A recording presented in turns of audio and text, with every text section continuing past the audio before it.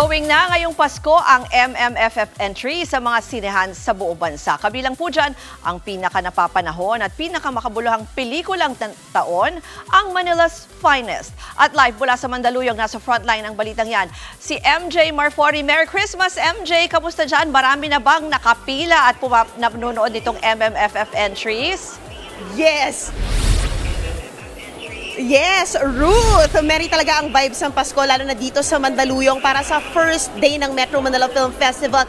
Grabe, okay? Talaga nakakatuwa kasi usually yung ganitong klaseng kapal ng tao rito, nakikita lang natin pag premiere night. Pero look at them now, oh, di ba? Talaga namang punong-puno po ng tao rito sa Mega Mall kung nasan tayo ngayon. One of the busiest cinemas in the Metro. Pero eto na, may nabudol ako, napapanood daw tayo nagla-live kanina sa News 5 TikTok.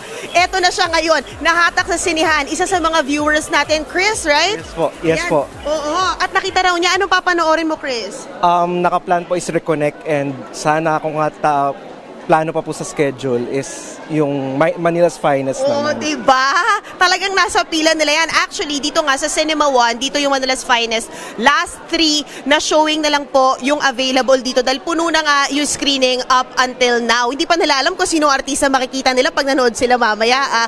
Pero, oo, Chris, so nakita mo sino kasama mo rito ngayon? Si Mama po, nakapila po siya sa senior citizen. Wow, ilang taon yun ang ginagawa na manood naman ng MMFF, taon-taon? Halos po yearly, pag pinapalad ng schedule syempre. Before, talagang yearly ng mga bata pa kami. After namin magmano, diretso kami sa mga SM malls. Wow. Thank you at nahatak kita ng very, very light para makita natin kung ano talaga yung pulso ng mga manonood natin. Thank you so much, Chris. Enjoy sa panonood at sana magustuhan mo ang Reconnect at Manila's Finest. Kung saan syempre bida doon sina Piolo Pascual, Enrique Hill at kapatid natin si Andrea Brillantes sa Reconnect naman po. So talagang enjoy na enjoy. Kanina yung mga nakausap ko pa rito, magpipinsahan, magbabarkada, bukod pa sa ibang mga pamilya. Pero let's go back to Manila's Finest. Alam mo, lumabas na po more than 80 cinemas po ipapalabas ang MQuest Spring Films at Signal entry na ito mula Luzon, Visayas at Mindanao. Ayan, showing din ang pelikula nga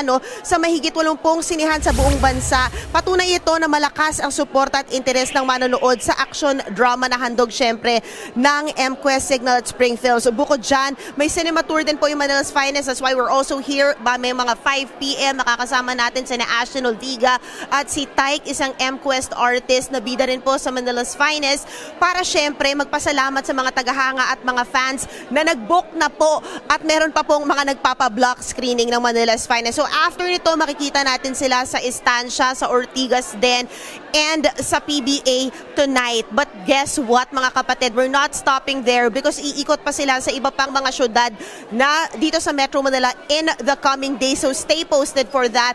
Also syempre sa mga kabalen, diba? Sa mga kapatid natin dyan sa Pampanga, abangan nyo po kung sino sa mga cast members ang iikot dyan mula sa Manila's Finest. Ayan. Pero yun nga, Pasay, December 26, rough draft pa lang to mga kapatid. Pasay at Cubao, Mall of Asia, 3 p.m.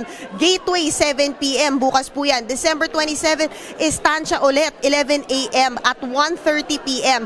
December 28, sa SM San Lazaro sa Maynila, 3 p.m. Robinsons Manila, 5 p.m. December 29, Quezon City po, SM Grand Central ng alas 3, SM North ng 5, Cinema 76. Yan po yung sa may Tomas Morato banda na viewing. At sa December 30 tutungo ang sa SM Pampanga. Alas 4 po yan ng hapon. Mga kapatid, talaga nakakatuwa Ruth, na sa sobrang aktibo po ng Cine Tour ng Manila's Finest at syempre ng iba pang actually mga kalahok dito sa Metro Manila Film Festival. Kinuwento na nga sa atin ni Chairman Romando Artes na hopefully dito sa na-drum up nila na interest para manood ng pelikula, mahigitan nila yung kinita last year na more than 800 million pesos. Ayan. So, eto na mga kapatid. Abang-abang niya kayo kasi mamaya bibigay pa ako ng latest tungkol sa Manila's Finest at sa cinema tour dito ni Ashton Olviga at ni Tyke ng ating kapatid.